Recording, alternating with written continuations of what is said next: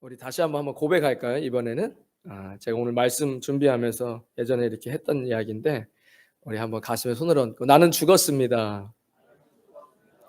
예수님이 내 안에 계십니다. 그분은 나의 왕이십니다. 아멘입니다.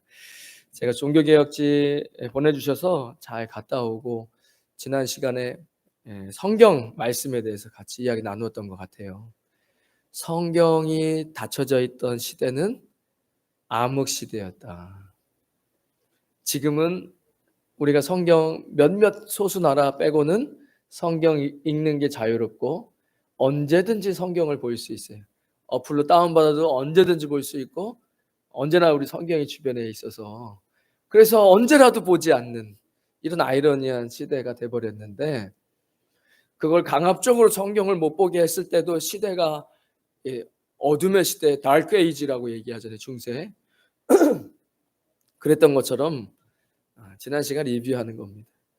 우리 개인이 언제라도 성경을 볼 수 있으니까 성경을 안 보게 된다면 우리의 삶도 어두워질 수밖에 없습니다. 오늘 제가 말씀을 루터 이야기하면서 의는 하나도 없다. 이 말씀을 가지고 같이 이야기 나누려고 합니다. PPT가 있는데 요 조명 잠깐 줄여주셔도 뒤에가 안 보이니까 PPT 보면서 잠깐 제가 설명도 좀 해드리고 또 말씀이니까 말씀 설교도 하고 하겠습니다. 마틴 루터가 종교개혁을 일으켰죠. 1517년이니까 한 500년이 좀 더 지났습니다. 얼마 전에 한국교회에서 종교개혁 500주년 했던 것이 엊그제 같은데 그 정도 시간이 지났는데 그때 어떤 시대였는가 제가 직접 가서 쳐다보니까 굳이 500년 전 것을 봐야 될까 했는데 가까이서 보니까 지금 이 시대도 굉장히 많이 어두워요. 그러니까 500년 전 역사 공부한다 생각하지 마시고 제가 오늘 새벽에 일어나서 이런 생각도 해봤어요. 인간은 미래를 알지 못해요. 그런데 역사는 반복돼요. 그러면 역사 공부를 해야죠. 인간은 미래를 몰라요. 그런데 역사는 반복돼. 그 역사 공부를 해야 되는 거예요. 다음 넘겨주세요. 그래서 제가 수요일, 금요일 날 설교를 했었는데 마틴 루터의 아내 이제 사모님이신데 제가 참 얼굴들이 이렇게 굉장히 어두운 시대에 하나님께서 쓰임 받으셔서 그런가 굉장히 좀 강하게 생기셨다. 이런 농담도 했었습니다. 다음 넘겨주세요. 뒤에 잘 보이시나요? AD 962년부터 1806년입니다. 그러니까 마틴 루터가 1517년 10월 30일이면은 962년부터 시작된 신선 로마 제국이죠. 로마는 우리가 알고 있는 로마는 BC에 세워졌다가 그 이후에 한참 전에 이제 없어졌고 다시 한번 저 위치 지금 독일 위치에 밑에 이탈리아 저 구두굽 있는데 로마가 있잖아요. 거기까지 중간까지 해서 신성 로마 제국 왼쪽은 프랑스일 테고 뭐 스위스 이런 때가 없었던 시대죠. 962년부터 1806년까지 신성 로마 제국 안에 있었습니다. 저 유럽이 서유럽과 중유럽을 이렇게 다 아울러서 어떤 국가의 존재적보다는 성주의 개념들이 훨씬 더 많았죠. 그래서 유럽에 보면 이렇게 방패 모양의 사자, 방패 모양의 무슨 뭐 동물들, 십자가, 뭐 창 이런 거, 뭐 기사 이런 게 다 성주들이 자기의 성을 대표하는 어떤 문양이었어요. 신성 로마 제국은 그래서 국기가 처음 시작된 국기는 독수리였습니다. 뭐 과거에 뭐 로마 때 있었던 이런 것들 영향을 받았겠죠. 그러나 시간이 흐르고 나서 국기가 저렇게 변했는데 저 국기만 봐도 어떤 형태인지 알 수 있어요. 저 가운데 보면 방패 모양의 점점점 보이는 것은 그 안에 있던 성주들이 가지고 있던 그 마크들입니다. 확대해 보면 뭐 수많은 방패 모양의 십자가, 뭐 사자, 동물 이렇게 다 있어요. 그 신성 로마 제국이라는 안에 얼마나 많은 그런 성주들이 이렇게 같이 연대해서 국가를 이뤘던 겁니다. 독수리 모양은 이제 그거 신성 로마 제국 나라를 표시하고 있고 중요한 것은 저 머리 위에 국가 위에 있는 교황이 머리에 쓰는 왕관이죠. 그러니까 시간의 흐름에 따라서 성경보다 예수님보다 교황이 훨씬 더 위에 있는 이런 모습을 띠고 있다는 거예요. 그런 시대 가운데 이제 루터가 활동을 했습니다. 다음 넘겨주세요. 예. 저 그림은 그런 이 신성 로마 제국 안에 영향력 있고 가장 힘이 센 7명의 선제후, 그러니까 선택된 성주들이에요. 저 7명이서 회의를 해서 황제를 세웁니다. 저들의 표를 받아서 황제가 되는 거예요. 그래서 그런 정치 제도를 하고 있었고, 그리고 다음 넘겨주시면 그들에 의해서 뽑힌 황제는 교황이 저렇게 인정을 해주는 저런 세레모니식이 있었다는 거예요. 그러니까 어떤 이 962년부터 1806년까지 얼마나 많은 세상 정치잖아요. 갈등이 있었겠어요. 어떤 일들이 있었냐면 1194년부터 1250년에 황제를 역임했던 프리드리 2세는 황제가 뛰어나면 자기 힘을 키울 수 있잖아요. 그래서 저 교황이 있는 로마 땅을 내가 먹어버리고 싶다. 그러면 완전히 더 힘이 세지잖아요. 그래서 그렇게 했다가 이제 황제가 아예 파문시켜 버립니다.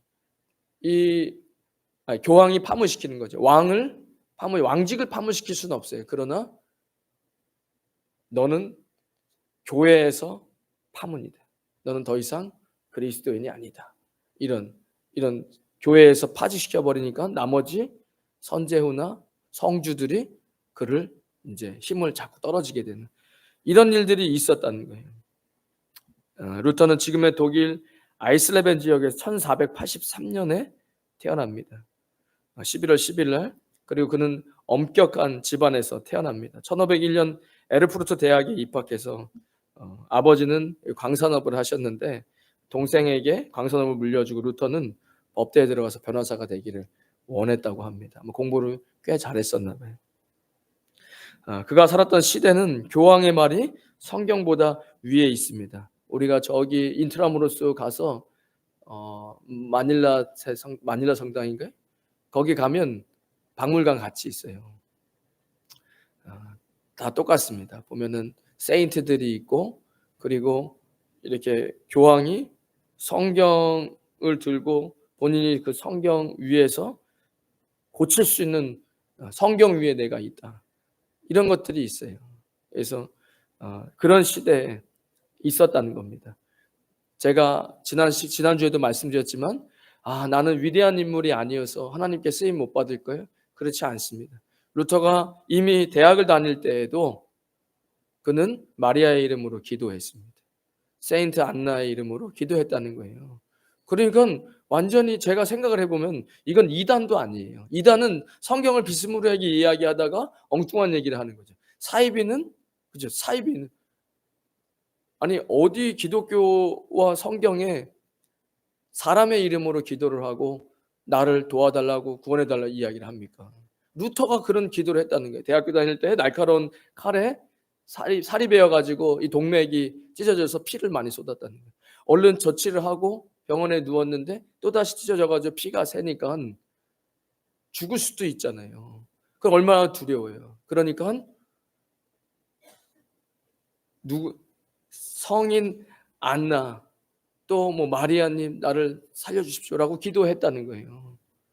얼마나 엉뚱한 이야기를 하고 있는 겁니까? 여러분, 우리 누군가는 위대해서 영웅이어서 하나님 쓰신 거 아닙니다. 성경에 나와 있는 인물도 마찬가지고 종교개혁을 했던 사람들도 다 똑같은 연약한 사람이었어요. 어떤 사람은 겁이 많고 어떤 사람은 성격 자체가 사람들 앞에서 나 그런 거 싫어요. 그냥 교편만 잡았으면 좋겠어요. 칼빈이 그랬습니다. 거기에 누가 선지자 같은 지금으로 따지면 목사님이죠. 호통을 치면서 당신이 정말 그리스도인이 맞느냐. 지금 같은 상황에서 하나님 앞에 천벌을 받을 거다. 라는 얘기가 계속 귀에 울려서 원래는 연구나 하고 그러고 싶었는데 그 죽을 수도 있는 이런 개혁 앞에 섰다는 그런 것들을 보면서 뭔가가 뛰어나가지고 하나님 쓰시는 게 아니에요. 그가 뛰어났기 때문에 종교를 했던 게 아니에요. 그 주변에 함께했던 사람들도 있고 연약하지만 하나님께서 그를 붙잡고 성경 말씀 안에서 변화가 일어났다는 것을 제가 깨달았습니다. 여러분 여기 계신 하나님, 여기 계신 성도님들 제가 이런 생각을 하나님께서 얼마나 사랑하시는지 몰라요. 우리는 이렇게 생각할 수 있어요. 저 그렇게 좋은 기독교인 아닙니다. 저는 많이 부족합니다. 그건 여러분들 생각이시고 하나님께서 여러분들을 많이 사랑하셔서 여기 부르신 겁니다.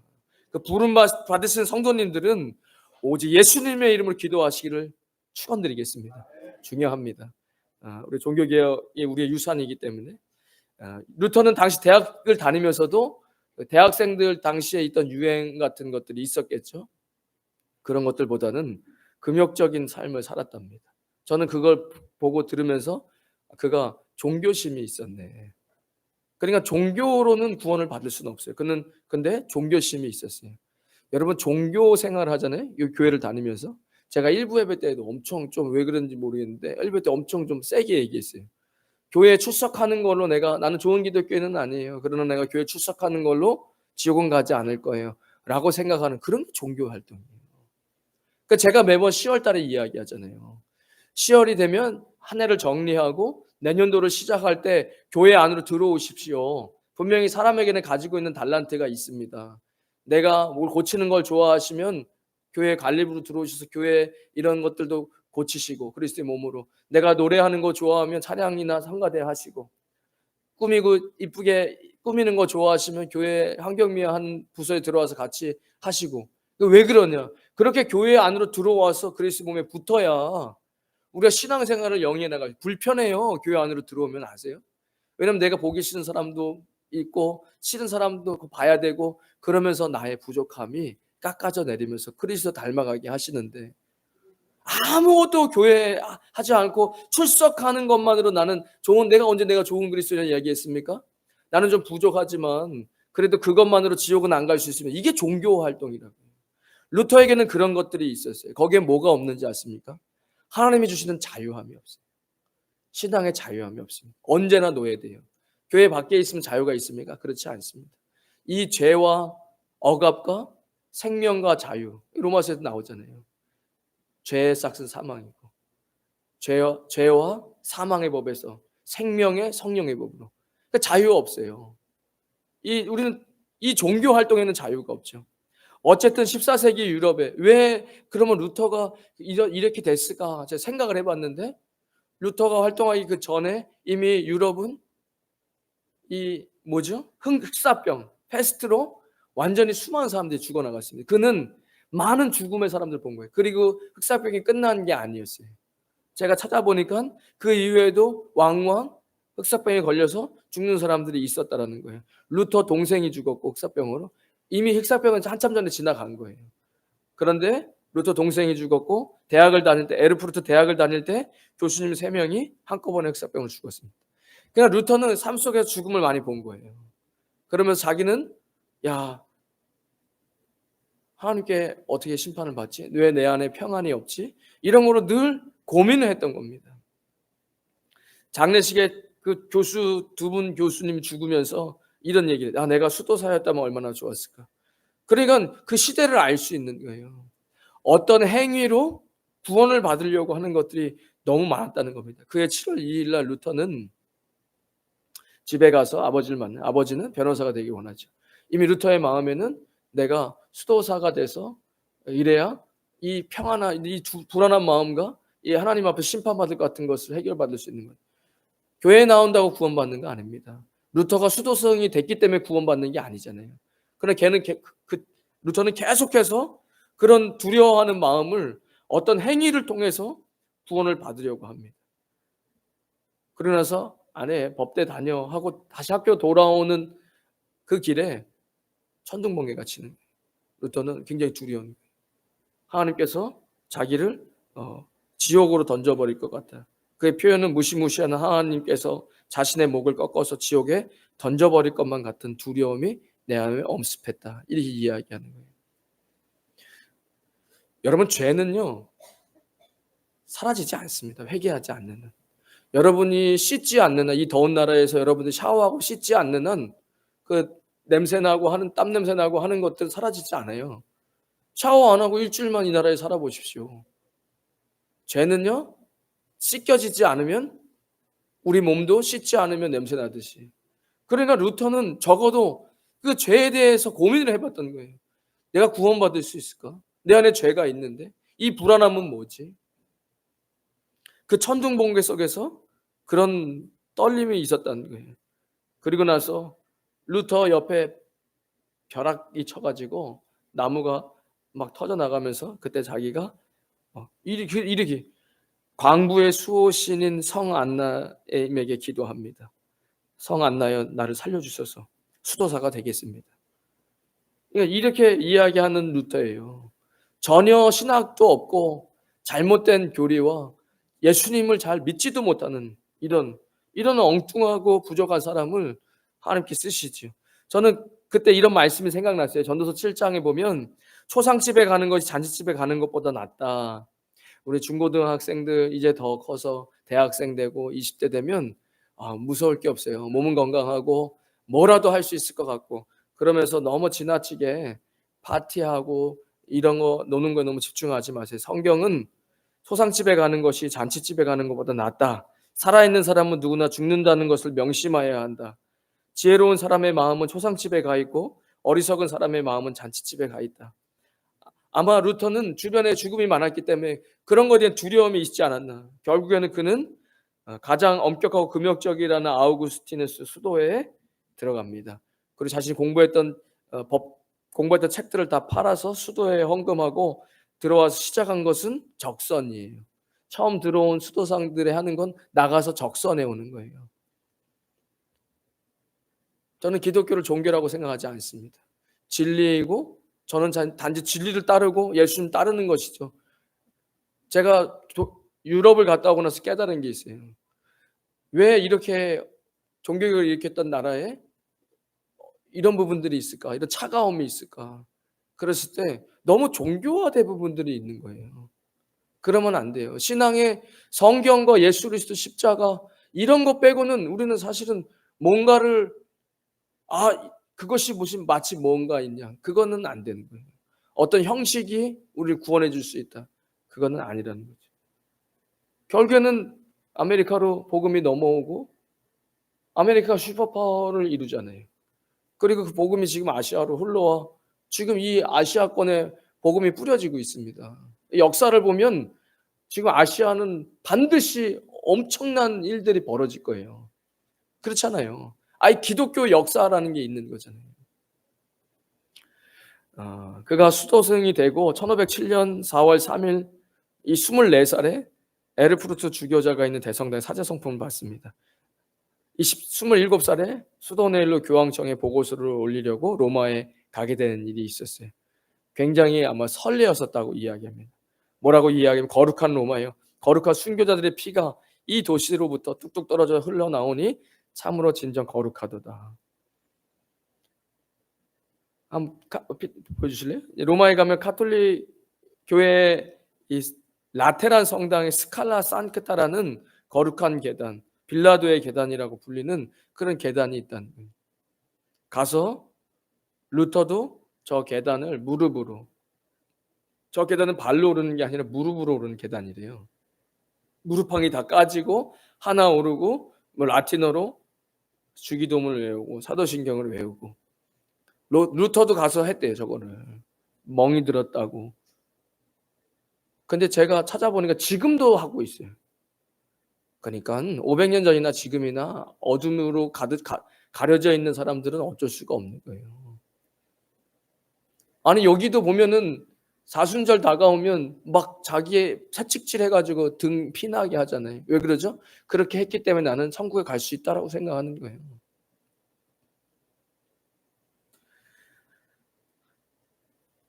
피멍이 들어서 그 무릎을 올라가고 루터는 죄사함을 받기 위해서 이러한 일들을 해보았는데 여전히 남아있는 문제는 나의 죄를 용서받았다는 확신이 없는 것이다. 당연히 기쁨이나 평강도 없었고 구원의 확신도 없었다. 루터는 자기의 괴로운 영혼을 만족시킬 영적인 평안도 얻지 못했다는 겁니다. 결국엔 로마에 가서 그가 깨달은 것은 너무 실망스러웠다는 거예요. 더 많은 돈을 벌기 위해서 루터가 1510년 종교개혁이 일어나려던 시대, 그 시대에는 어떤 일들이 있었냐. 면죄부를, 여러분 잘 아시는 면죄부를 팔게 하려고 테첼이라는 이런 수도사를 앞세워서 도미니크 수도회의 수도사였고 면죄부 설교자로 부름을 받았습니다. 그가 얼마나 사람들에게 이야기를 했는지, 독려했는지 그가 설교를 할 때면 큰 나무 상자를 들고 은행 직원들이 따라붙고, 태첼은 면죄부를 사기 위해 동전을 나무 상자에 넣으면 주화가 돈께 쩔렁 떨어지는 순간에 연옥에 있는 영혼들이 천국으로 간다라고 이야기했던 거예요. 이렇게 설교했답니다. 자, 들어보십시오. 여러분의 영혼과 여러분의 곁을 떠난 사랑하는 이들의 구원을 생각해 보십시오. 뇌우치고 고해받으며 속지 않은 사람은 모두 자기들의 죄를 말끔히 용서받습니다. 여러분의 가족과 친구들이 저 연옥에서 외치는 소리를 들어보십시오. 우리 좀 살려줘. 연옥은 없습니다. 성경에 그런 건 없어요. 제발 부탁이야. 여기 너무 고통스럽고 괴롭구나. 너희들 돈 몇 푼이면 나를 거뜬히 구원할 수 있어. 여러분의 죽은 아버지, 어머니가 고통스러워하는 목소리를 들어보십시오. 널 길러 유산까지 물려주었는데 넌 물려준 유산의 일부도 쓰기 싫어하는 거냐? 여러분은 구원할 수 있습니다. 여러분의 동전이 괴짜게 짤랑하고 떨어지는 순간 그들의 영혼은 연옥에서 튀어오르기 때문입니다. 이 면제증을 받으십시오. 신령하고 불멸하는 한 사람의 영혼을 고향 낙원으로 보내는데 단돈 금화 4분의 1입니다. 이런 시대였다는 거예요.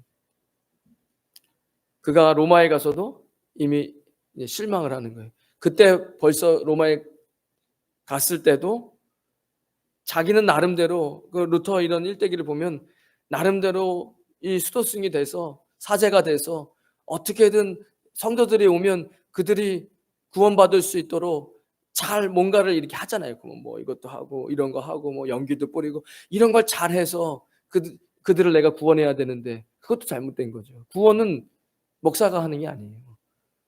수도사들이 하는 게 아니라. 근데 그러면서 잘 자기는 배워서 했는데 막상 로마에 가보니까 1시간에 7번 미사를 드리고 있는 거예요. 그 돈을 내라고 해야 되니까 거기에 실망하고 루터는 돌아옵니다. 여러분, 절대로 우리가 뭘 설교를 듣고 잃어버릴 수 있지만 절대 잃어버리지 말아야 되는 것은 구원은 내가 이루는 게 아닙니다. 내가 교회를 출석하기 때문에 교회를 가니 구원은 오직 예수 그리스도의 십자가의 공로인 것을 믿으시기를 주님의 이름으로 축원드리겠습니다. 돌아와서 루터는 공부에 매진하기 시작합니다. 28살에 박사학위를 받습니다. 신학 교수가 그리고 되어집니다. 시편, 로마서, 갈라디아서, 히브리서를 집중적으로 읽으면서 그 라틴어를 독일어로 해석하면서 이해하고 그것을 설명을 적으면서 학생들을 가르치기 시작해요. 그러면서 성경을 읽었을 뿐인데, 그리고 그 당시에도 이미 자기네들이 안 쓰는 언어로 막 라틴어 적어놓고 쓰지도 않는 걸로 이러고 있는 거예요. 그러니까 그것을 언어로 보고 다시 한번 자신의 언어로 번역하고 그러고 나서 그걸 또 이해하기 쉽게 설명을 하고 주석책처럼 이런 걸 하면서 학생들을 가르치기 시작하는데, 그때부터 루터는 자신이 그렇게 두려워하던 공포의 대상이었던 하나님께서 언제나 은혜 주시기를 갈망했던 하나님을 깨닫습니다. 십자가는 자신이 받아야 할 저주를 예수님 대신 받으셨구나. 그 십자가를 통해 하나님의 은혜가 흘러 넘치고 있다는 걸 깨달았습니다. 자신에게 필요한 것은 금식이나 고행이 아니라 믿음뿐이라는 것을 깨닫습니다. 자신의 힘으로 해낼 수 없는 의, 이미 예수님께 십자가에서 치른 것임을 깊이 깨닫고 학생들을 가르치기 시작하는데 그 일대가 들썩이기 시작하는 거예요. 제가 그것들을 공부하고 가서 보면서 이런 느낌을 받았어요. 여기가 암막 커튼을 쳤거든요. 오늘 밖은 낮이니까 빛이 좀 새들어올 수 있는데 해가 떨어지고 암막 커튼이 있고 불을 다 끄잖아요. 여기 아무것도 안 보여요. 사람이 옆에 있어도 안 보입니다. 밤이고 암막 커튼 치고 불 다 껐으니까. 그런데 촛불을 딱 켜잖아요. 그러면 굉장히 밝고 영향력이 있는 거예요. 그러니까 어둠 가운데 있던 시대에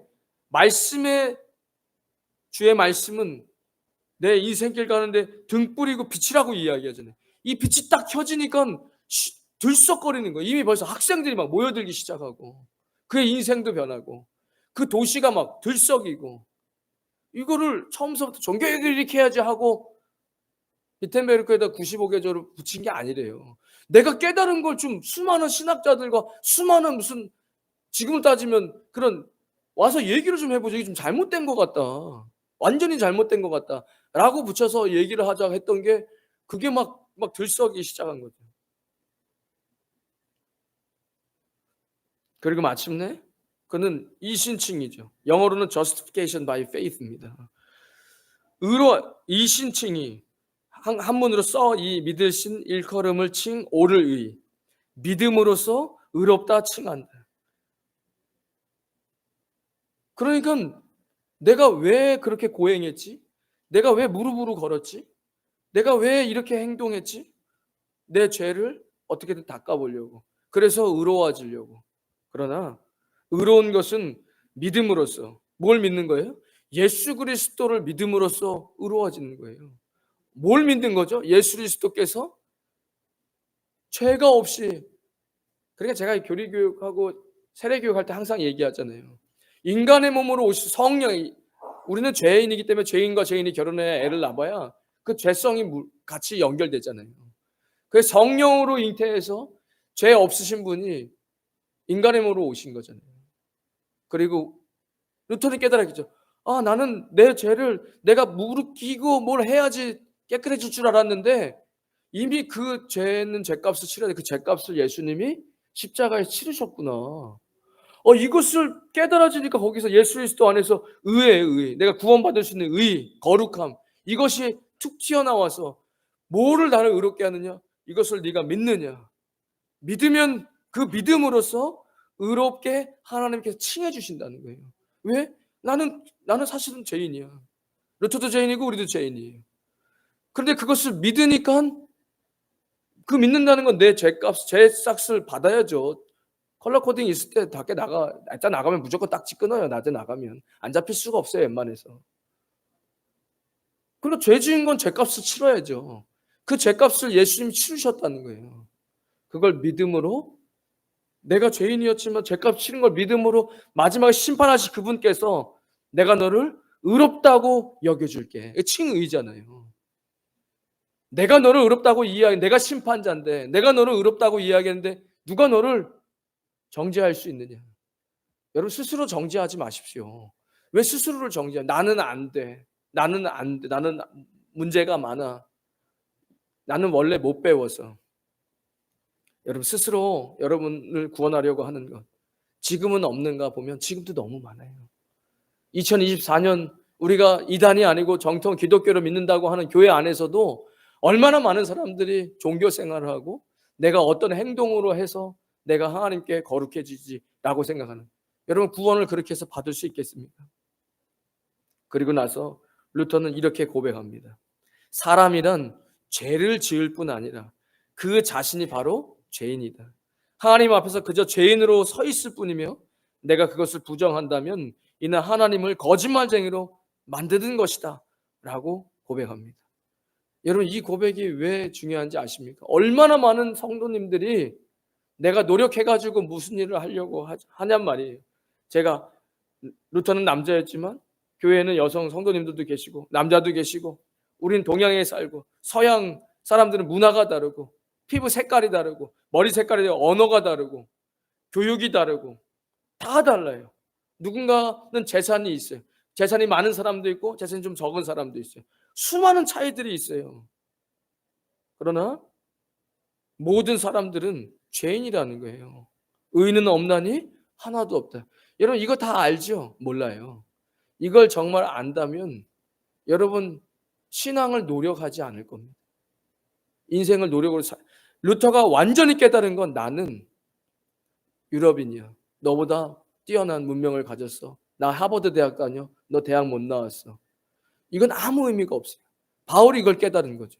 내가 공부한 이 가말리아 문화고 내 지금 로마 시민권을 갖고 있고 이게 무슨 문제? 이건 예수 그리스도와 구원과는 이 배설물이다. 여러분 깨달으셔야 돼요. 무엇을 노력해가지고 내가 하나님 나라에 무엇을 하려고 한다. 안 됩니다. 이 어떤 인간도 죄라는 족쇄에서 벗어날 수 없다는 게 깨달았습니다. 나는 수도원을 다니고 넌 수도원 안 다니니까 나는 구원받겠지. 이거 아무 쓸데없다는 거예요. 인간은 다 이 죄의 족쇄에서 벗어날 수 없어요. 스스로 벗어날 수 없습니다. 오직 예수 그리스도. 그때서 비로소 내가 무엇을 할 수 있는 게 아니라, 그러니까 목회자가 보면 언제쯤 쓰러져서 포기할까? 언제쯤 내가 저분이 쓰러져서 포기하고 그러고 나서 이제는 도저히 못하겠다. 이제는 포기해야 되겠다. 인생은 내가 다 해결했는데 안 된다. 그냥 이제 포기다. 내 인생은 끝났다. 그때 하나님을 의지하면 그때서부터 다시 시작하는 것들을 보거든요. 루터는 이 말씀을 붙잡는 겁니다. 로마 3장 이제는 율법에 하나님의 한 의가 나타났으니 율법과 선지자들에게 증거를 받은 것이라. 곧 예수 그리스도를 믿음으로 말미암아 모든 믿는 자에게 미치는 하나님의 의니 차별이 없느니라. 차별이 없는 거예요. 하버드 대학을 나오든 대학을 못 나오든 재산이 많든 없든 어차피 죄인인데 죄인이 스스로 구원받을 수 없는 겁니다. 그 말씀이 십자가에서 돌아가신 그 예수 그리스도 십자가 그 안에서 그 의가 그것을 믿게 되어질 때 그때 그 사람 안에 그 선물을 받은 은혜가 그 믿음이 나를 구원하는구나. 이것을 깨닫게 됩니다. 제가 말씀을 좀 맺으려고 하는데 제가 이런 생각을 했어요. 우리는 어떤가? 용서받은 것인데 언제부턴가 내가 처음부터 의로웠던 것처럼 자꾸 다른 사람을 정죄해요. 제가 말씀드리면 내가 언제부터 목사였지? 난 죄인이지. 하나님께서 나를 세우신 것이지. 제가 노력해서 목사가 된 게 아니잖아요. 우리가 뭘 해가지고 의로워진 게 아니잖아요. 언제부터 의로웠다고? 내가 언제부터 그리스도인이었다고? 마치 노력해서 교회 출석하니까 이제 괜찮은 그리스도인인 것처럼. 그렇지 않습니다. 우리는 죄인이에요. 죄인이었는데 제가 그때 암송했던 말씀이 생각났어요. 내가 그리스도와 함께 십자가에 못 박혔다는 것은 내가 죄인이었는 내가 예수님 믿을 때 내가 그때 죽은 건데 마치 예수님이 십자가를 지셨는데 내가 십자가를 지은 것 마냥 나는 너보다 의로워. 왜? 난 교회 열심히 다니거든. 이거는 뭘 잃어버린 십자가를 점점 잃어버리는 거예요. 내가 죄인이었던 것을 잃어버리는 거예요. 언제부터 내가 그렇게 의인이었고 언제부터 내가 그렇게 교육을 많이 받았고 언제부터 내가 신앙생활하면서 직분자였고 목사였는지 그렇지 않잖아요. 나는 죄인인데 내가 그리스도와 함께 십자가에 못 박혀 죽은 것이고 이제는 내가 사는 거 아니요 오직 내 안에 그리스도께서 사시는 것이다. 이제 내가 육체 가운데 사는 것은 나를 사랑하사 나를 위하여 자기 자신을 버리신 하나님의 아들을 믿는 믿음 안에 사는 것이다. 여러분 좀 같이 기도했으면 좋겠습니다. 우리가 신앙생활을 하면서 예수님 만났는데 예수님 의지하지 않고 이제는 내 생각대로 신앙생활을 하는 이게 계속되면 다시 암흑기예요. 개인의 신앙의 암흑기. 나는 죄인이지. 그러나 예수님 날 대신해서 죽으셨지. 그래서 누구도 나를 정죄할 수 없지. 그 예수님을 믿으면 하나님 나를 의롭다 하시니까 스스로 얼마나 많은 사람들이 자신을 정죄합니까? 스스로 얼마나 많은 사람들이 나는 여기까지지. 내가 배운 게 없어서. 내가 뭐 때문에 이미 경험이 20년 이렇게 살아왔는데 이제 와서 어떻게? 그렇지 않습니다. 그것은 이미 삶을 종교화돼 버린 거예요. 나는 철저하게 아무것도 아니다. 그러나 예수님께서 그 예수님 나를 위해서 죽으셨고 내 모든 죄악을 감당하셨기 때문에 내가 그것을 믿음으로 의로워지는 겁니다. 하나님 감사합니다. 연약한 죄인입니다. 예수 그리스도 십자가만이 우리를 깨끗게 하시고 살리십니다. 노력하며 종교생활하지 않게 하시고 오직 예수 그리스도 십자가 그 대속의 은혜를 믿음으로 살아가는 귀한 하나님의 백성들 되게 하여 주시옵소서. 이제는 우리 주 예수 그리스도의 크신 은혜와 하나님 아버지의 무한하신 사랑과 성령님의 감동, 감화교통하심이 오늘 거룩한 주일 오직 예수 그리스도 그분만을 믿으며 나아가기로 다짐하는 주의 백성들 머리머리 위에 그들의 가정과 자녀들 위에 땀 흘려 일하는 믿음의 기업 위에 우리 임마누엘 교회와 이 땅 필리핀과 조국 대한민국 위에 지금부터 영원까지 함께 하시길 간절히 축원하옵나이다. 아멘.